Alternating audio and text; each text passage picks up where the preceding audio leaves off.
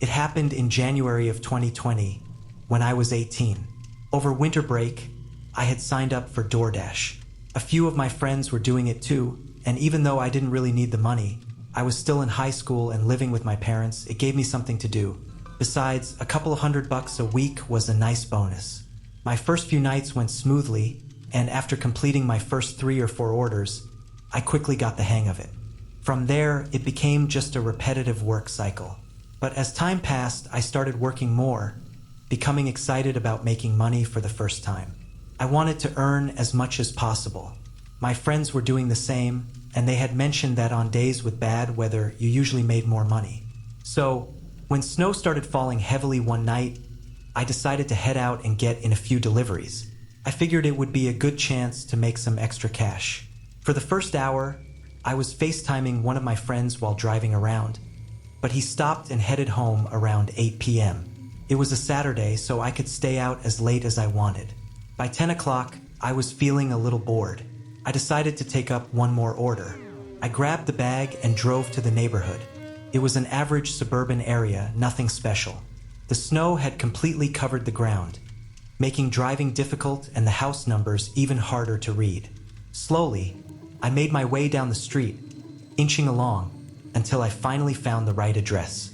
It was a typical 2-story house, still decorated with Christmas lights hanging from the trees outside. I parked and turned on my hazard lights. Then, I double-checked the bag to make sure everything was there before heading up the driveway. As I walked toward the porch, I noticed something odd. The front door was open. Not all the way, but enough to be strange, considering how cold and snowy it was.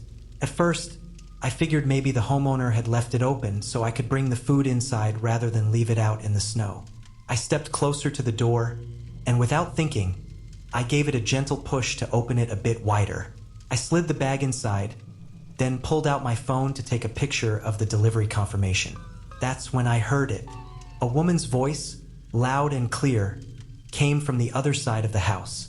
"Are you the delivery person?" she asked, her voice sounding young, maybe in her early 20s. "Yeah," I replied. "I put it right here in your doorway." She responded almost immediately, her tone casual. "You can just bring it in." "I'm in here." I froze. It was odd for her to ask me to come inside, but at the same time, I thought maybe she was just being polite. Still, a slight unease crept over me as I pushed the door open wider to peer inside and see where she was. Beyond the door, there was a long hallway that led to what I assumed was the kitchen. I could make out the shadow of someone standing at the end of the hallway. A woman, perhaps? She leaned her head around the corner, calling to me. "Just bring it over here," she said, gesturing for me to come inside. But as she stepped back out of sight, something caught my eye. The shadow on the wall didn't move. It was still there, unmoving, but it was larger. Definitely not her shadow. There was someone else standing at the end of the hall, just out of view. I stood there for a moment, my heart pounding in my chest. The blood rushed to my head as my mind raced. That shadow, it wasn't hers. Someone else was in the house. Someone who hadn't made a sound. A cold shiver ran down my spine. I didn't want to stick around to figure out what was going on. Without another thought, I placed the bag down quietly and stepped back. My eyes locked on the door. I turned and hurried back to my car, barely able to breathe. As I fumbled with the door to get in, I glanced over my shoulder. In the front window, a figure, a large man, appeared, staring directly at me as I sped away. My hands were shaking as I pulled into a nearby gas station. I needed to catch my breath, to calm down. My mind was spinning with what had just happened. It was clear now it had been a setup. They wanted me inside. But what for? I didn't know. I debated whether I should report it, but I also knew that the police would only have my word to go on. Still, I called them. They took my statement and later went to the house to investigate. When they questioned the woman, she denied that anyone else had been there and refused to allow the officers to search the home. The case went nowhere. The police couldn't do anything, and as for me, I was left with only my suspicions and the lingering feeling that I had narrowly escaped something much worse. What the woman and man had planned, I can't say for sure, but I know one thing. If I had walked inside without thinking twice, I wouldn't be here right now.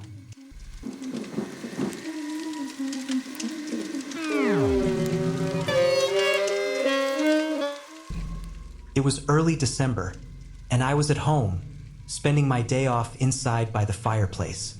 The weather was harsh, way too cold and snowy for my liking. I had a list of things to do around the house that needed attention, but mostly, it was a relaxing day. I had the news running in the background, listening to updates about high winds and the possibility of a blizzard arriving that evening. By 5 p.m., I started to notice that the weather was getting worse outside. The wind howled, and snow whipped across the yard, making the world outside almost impossible to see. I settled on the couch, switching to a different channel. But by 7 p.m., the wind was howling so violently against the house that it almost sounded like a full-blown blizzard. I got up and moved to the window that faced the backyard, curious about how bad the snowstorm had become. At first, all I could see was a flurry of snow racing to the ground with almost no visibility. But then, just for a split second, I saw something else, a figure moving through my backyard. My backyard was large, with no fence separating it from the surrounding woods. On a normal day, it wouldn't have been unusual to see someone wandering through, but tonight was different. The snow was coming down so heavily, it was hard to imagine anyone being out there in this weather.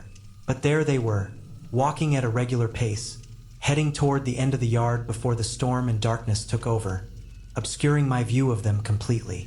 I stayed at the window for a moment, my heart starting to race, trying to catch one more glimpse of the figure. I couldn't understand why anyone would be out there, especially in these conditions. The end of my yard led to a road, but that road wouldn't get you anywhere for miles, not by foot. It was odd. My concern for the stranger's safety mixed with a creeping sense of unease. Just as I was about to turn away, the knock on my door came. It was a quiet tap, almost as if the wind itself had made it. But then it came again, louder this time. I moved toward the door and cracked it open. Standing there was a man, bundled in a heavy winter jacket. His nose was bright red, and his face was pale, like he'd been exposed to the cold for far too long. I couldn't say for sure if he was the same person I'd seen in my backyard, but I had a sinking feeling that it was. "How can I help you?" I asked, trying to keep my voice steady despite the mounting unease in my chest. The man gave a humble, almost pleading smile, though his teeth chattered from the cold. He spoke through shivers, explaining that he was waiting for a ride to pick him up and asked if he could take shelter inside for just a few minutes, until his ride arrived. I hesitated. My initial instinct was to refuse. It's easy to say that you'd never let a random stranger into your home, especially in the middle of a storm.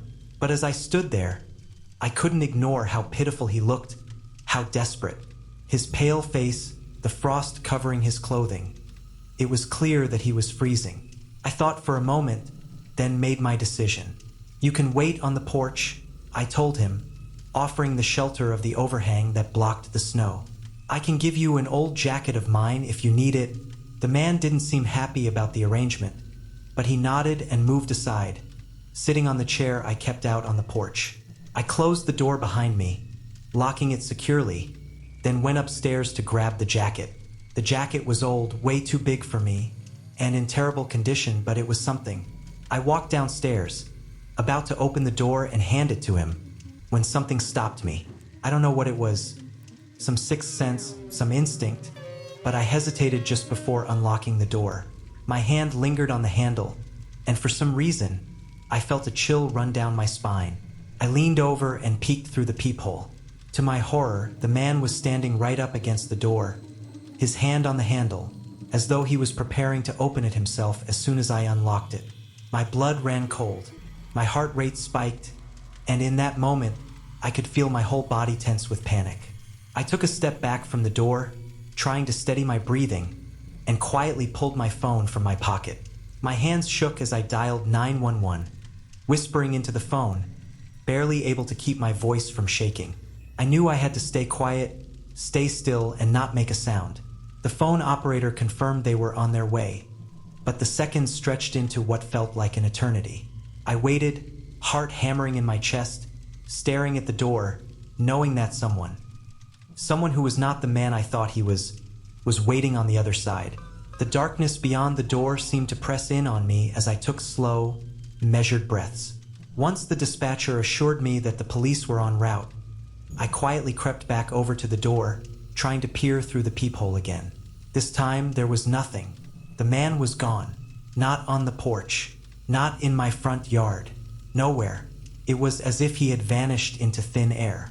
He had been there one moment and the next, nothing. Just the howling wind and the snow, falling relentlessly. I stayed up for hours, my mind racing, trying to make sense of what had happened.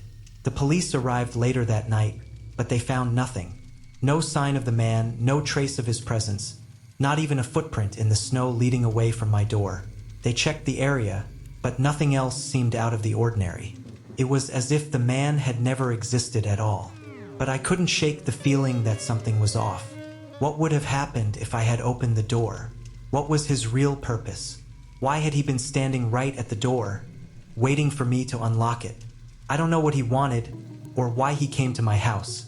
But I do know one thing. I'm glad I didn't open that door. I just hope he never comes back.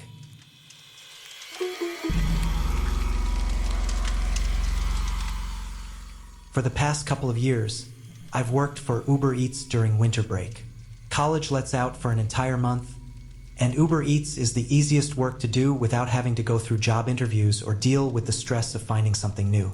I didn't work during the school year, so this was something simple to pick up during the holidays. It was a few weeks before Christmas when this happened. That night, it was snowing pretty heavily, but I couldn't afford to be picky about which days I worked. I only had a set amount of time off to make enough money to last until the next break. So, I borrowed my dad's pickup truck and started driving. The snow must have kept a lot of other drivers home because I was getting orders all night. Big ones, too.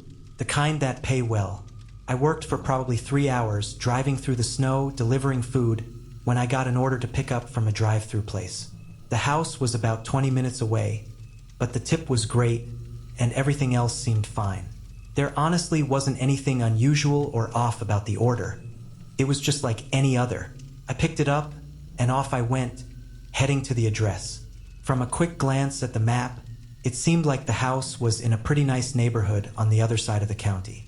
I'd driven around that area before, but not really inside the neighborhoods.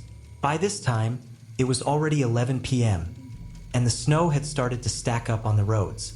I was getting tired, so I told myself that this would be my last delivery for the night, and then I'd go home and get some rest before working again tomorrow.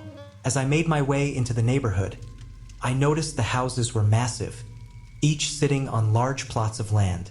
They weren't new homes, though. They had an older, mansion-like style to them. Everything was quiet as I drove through, the snowflakes falling heavier now, blanketing everything in a ghostly white. It took a while to get to the address I was supposed to deliver to.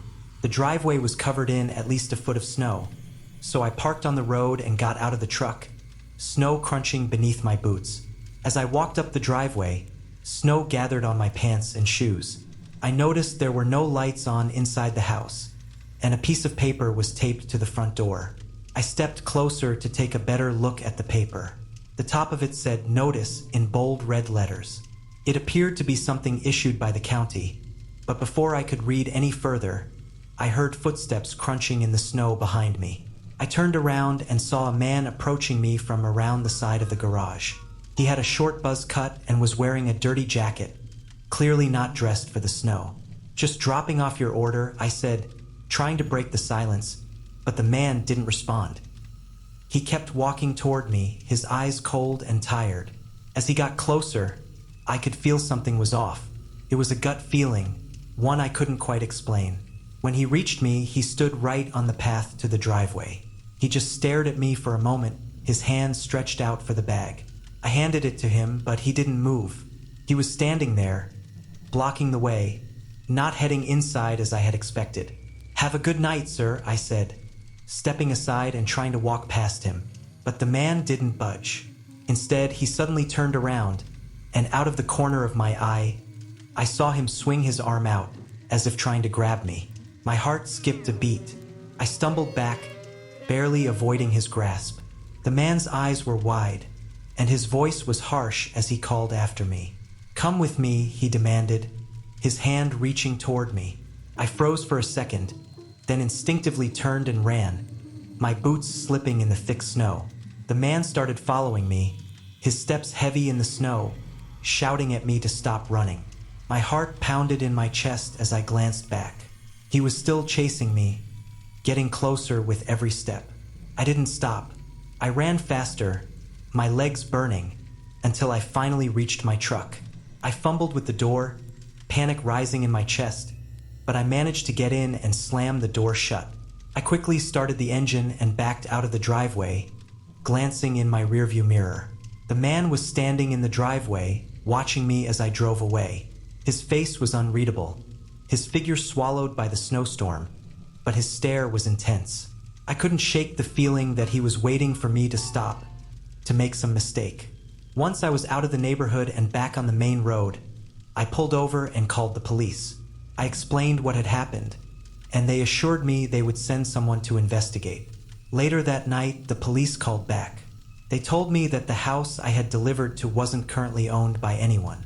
It was unoccupied, which explained the strange note on the door. They didn't have much else to go on, but it made sense now, the man's behavior, his strange presence at an empty house. What the man's intentions were, I'll never know. The whole situation left me on edge. Every time I pull up to a house now, especially one with all the lights off, I can't help but wonder, was it him? Is he still out there, lurking in the shadows, waiting for the next unsuspecting delivery driver?